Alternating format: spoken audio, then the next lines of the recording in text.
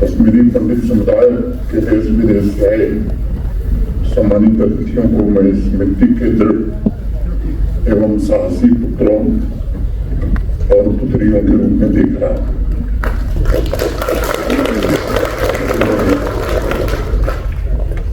इतिहास का भार अपने कंधों पर उठा के रखा है।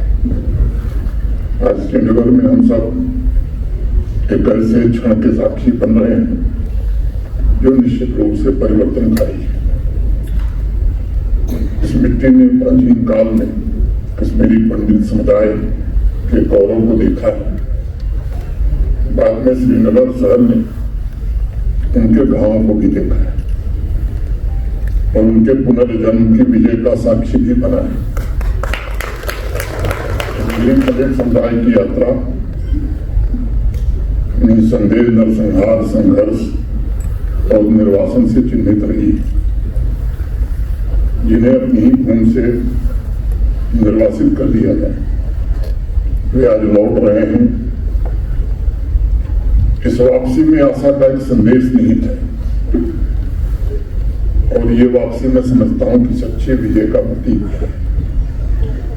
मैं मानता हूं कि सच्ची विजय दर्द के बावजूद आगे बढ़ने में होती है। सच्ची विजय यह है कि हम अपने घावों को अपनी पहचान न बनने दें, बल्कि उन्हें अपनी शक्ति का स्रोत बना दें। यही कश्मीरी पंडित समुदाय ने किया है। पूरा विश्व गवाह है कि 90 के दशक में कश्मीरी पंडित समुदाय ने अकल्पनीय क्रूरता का सामना किया है। नरसंहार झेला, रातों रात अपना सब कुछ छोड़कर उन्हें निर्वासन का जीवन जीने के लिए दिवस किया गया।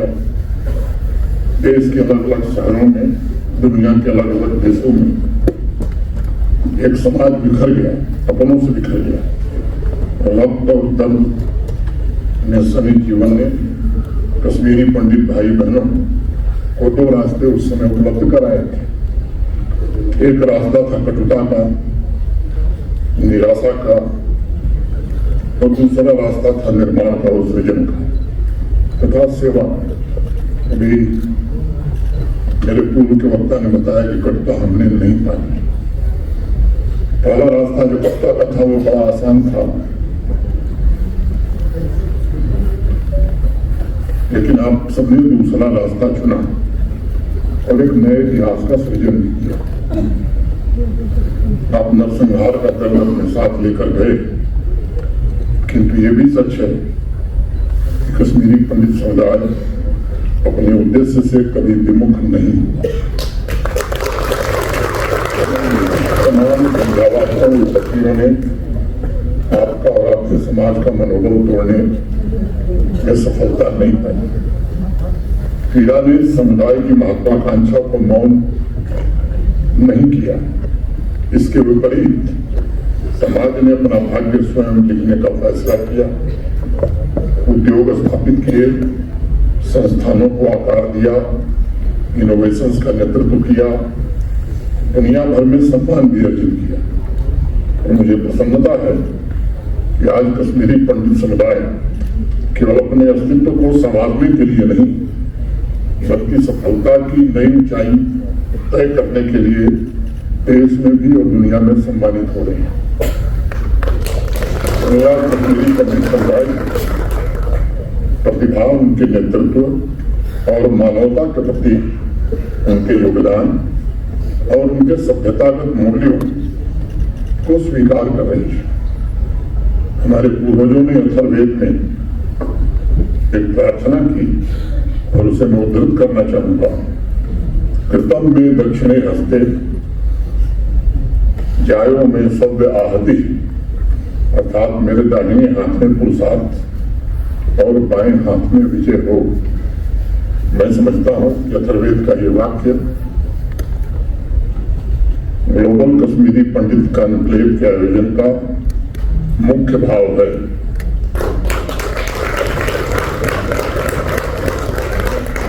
मैं कह सकता हूं कि यह आपके धैर्य और दृढ़ता का उत्सव है। आज का ये कॉन्क्लेव ये आपकी उपलब्धियों का सम्मान भी है और सबसे महत्वपूर्ण बात यह है कि एक नए मार्ग की नींव भी आप रखने जा रहे हैं आज। ये निश्चित रूप से आपकी वापसी तय करेगी।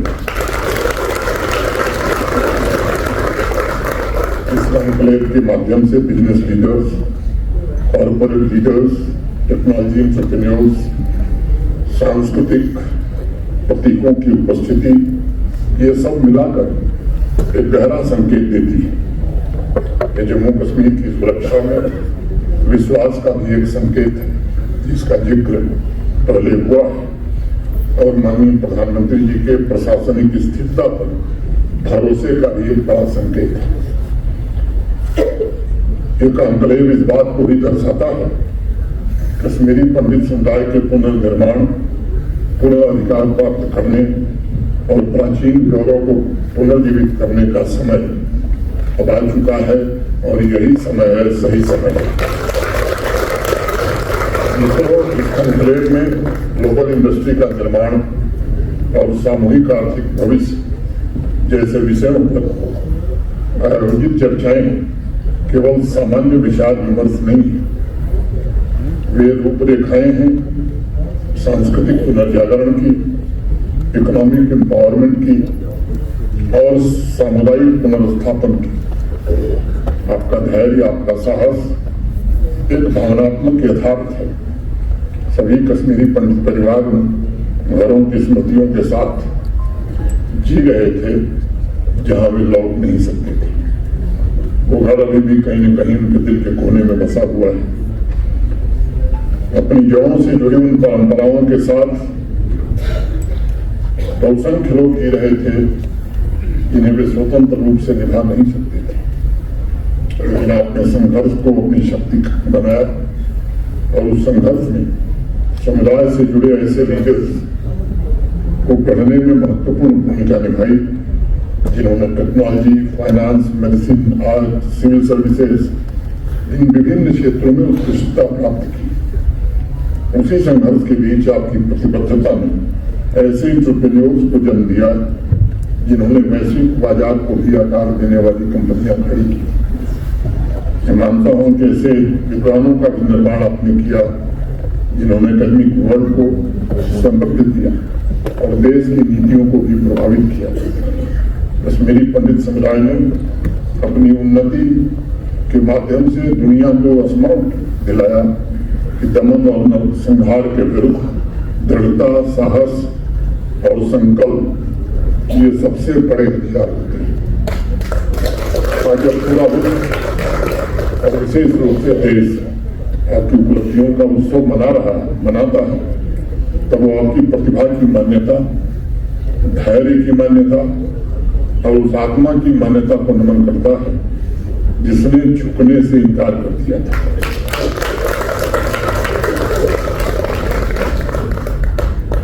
अगर इस दृष्टि से देखा जाए तो जम्मू कश्मीर में इस सम्मेलन का आयोजन लगता होगा कि प्रतीकात्मक है, लेकिन मुझे लगता है कि वितस्ता की धरती पर ये साहस की अनगिनत कहानियों का एक विराट संगम है।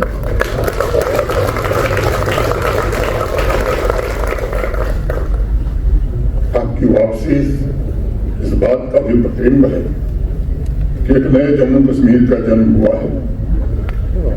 इस नए जम्मू कश्मीर की शक्ति आपके संकल्प का प्रतिबिंब है। नए जम्मू कश्मीर की आशा आपके दृष्टिकोण का प्रतिबिंब है। जम्मू कश्मीर जो कश्मीरी पंडित समुदाय के नरसंहार और विस्थापन का साक्षी था, उसे भारत के माननीय प्रधानमंत्री ने पुनर्निर्माण के केंद्र बिंदु में स्थापित कर दिया। मैं कह सकता हूं कि कश्मीरी पंडित समुदाय के सभी सम्मानित साथी देश या विदेश में जहां भी हैं, आपकी सफलता आपकी जड़ों से कभी अलग नहीं हो सकती। मुंबई में होंगे, दिल्ली में होंगे, अमेरिका, यूरोप, सिंगापुर, जहां भी आपकी उपलब्धियां एक ही ताने बाने के सूत्र हैं, और उन सूत्रों को पुनः आपकी मातृभूमि के साथ जुड़ना चाहिए। आज श्रीनगर में कश्मीरी पंडित समुदाय की उपस्थिति वैश्विक विषयों से कहीं आगे पढ़कर है। ये समागम आध्यात्मिक भी है, ये सांस्कृतिक भी है और यह पीढ़ियों को जोड़ने वाला भी है। ये उन पूर्वजों से किए गए वचन की पूर्ति है जिन्होंने पीड़ा तो सही, लेकिन आने वाली पीढ़ियों को सम्मान के साथ जीवन जीने के लिए पीड़ा के बावजूद संघर्ष किया। ग्लोबल कश्मीरी पंडित का एन्क्लेव को मैं एक वैश्विक उद्देश्य की तरह देखता हूँ। ये एन्क्लेव एक आह्वान है कि वैश्विक समाज को उन लोगों के साथ खड़ा होना होगा जिन्होंने नरसंहार झेला है और जब और अब जो पुनर्निर्माण के लिए प्रयत्नशील है। आज इस कॉन्क्लेव के माध्यम से आप दुनिया को, भारत को एक बड़ा संदेश दे रहे हैं कि नरसंहार किसी समुदाय की पहचान निर्धारित नहीं कर सकता है और निर्वासन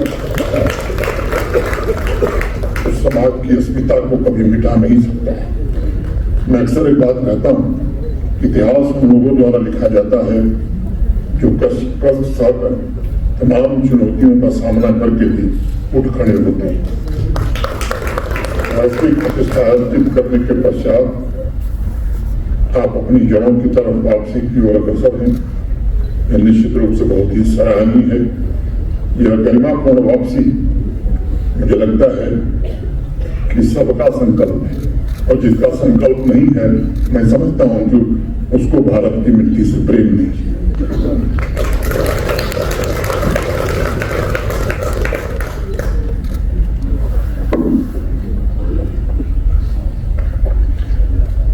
मैं आपके साहस को नमन करता हूं। निजी तौर पर मैं आपकी दृढ़ता का सम्मान करता हूं, मैं आपकी उपलब्धियों की सराहना करता हूं और मैं ये व्यक्त करता हूं मन से कि हम सब मिलकर ये सुनिश्चित करेंगे कि भविष्य अतीत से अधिक उज्जवल हो।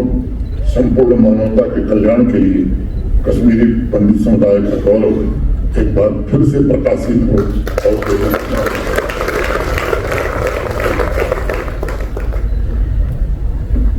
बात पूरी करने के पहले मैं आप सबसे एक दो आग्रह करना चाहता हूं। समय माकूल है कि आप जम्मू कश्मीर में ऐसे इंस्टीट्यूशंस निर्मित करें जो आपकी विरासत की अमर कहानी को बढ़ाए नहीं, आने वाली पीढ़ियों को सौंपें। इंडस्ट्री हो, एजुकेशन हो, आर्ट हो, अध्यात्म हो, इन सभी से जुड़े विभिन्न क्षेत्रों में आपका योगदान ये समय की आवश्यकता है। जम्मू आपकी तपस्या ने आपको गढ़ा है और उसका प्रशंस आपकी मातृभूमि जम्मू कश्मीर को मिलना ही चाहिए और तभी इस मिट्टी का सौभाग्य मैं समझता हूँ सफल हो पाएगा। मेरा मानना है कि किसी भी जीवन का मूल्यांकन इस आधार पर होता है कि हमने समाज को, अपनी मातृभूमि को कितना लौटाया, कितनों के जीवन में आशा जगाई और अपने समाज तथा अपनी मातृभूमि और देश को कितना बेहतर बनाकर छोड़ा। व्यक्तिगत उपलब्धियां हो सकती हैं, कभी कभी उससे संतोष मिलता है, लेकिन इतिहास लिखने वालों को संतोष नहीं मिलता। इतिहास उनका लिखा जाता है जो मातृभूमि और राष्ट्र के लिए कुछ छोड़कर जाते हैं। और मुझे लगता है कि सार्थक जीवन की पहचान भी यही है, यही सच्ची सेवा है, यही वो विरासत है जो आने वाली पीढ़ियों को प्रेरित करती रहेगी। मैं बाकी किसी विवाद में नहीं जाना चाहता हूँ, बहुत सारी बातें मुझे कहने के लिए हैं, लेकिन आज ये अवसर नहीं है उसका मैं जिक्र करूँ। लेकिन ये भी सच है कि भारत में सांस्कृतिक और आध्यात्मिक पुनर्जागरण का एक कालखंड पिछले दशक से शुरू हुआ है और दिन पर दिन ये पुनर्जागरण जोर पकड़ता जा रहा है। मुझे विश्वास है ये पुनर्जागरण निश्चित रूप से भारत को, जो भारत के लोगों का रिजल्ट है कि विकसित भारत बनाना है, उसमें पहुंचाने में मदद करेगा और आपका भी योगदान मैं समझता हूँ कि विकसित भारत के निर्माण में किसी से कम नहीं होगा, ऐसा मुझे पूरा भरोसा है। हम सब तो ये मानते हैं कि जन्मभूमि की जरूरत परंपरा के हम सब लोग हैं। अंत में अपनी बात पूरी करने के पहले दीनानाथ पॉल जी ने एक कविता लिखी, उसको मैं आपके बीच उपयोग करके अपनी बात पूरी करूंगा।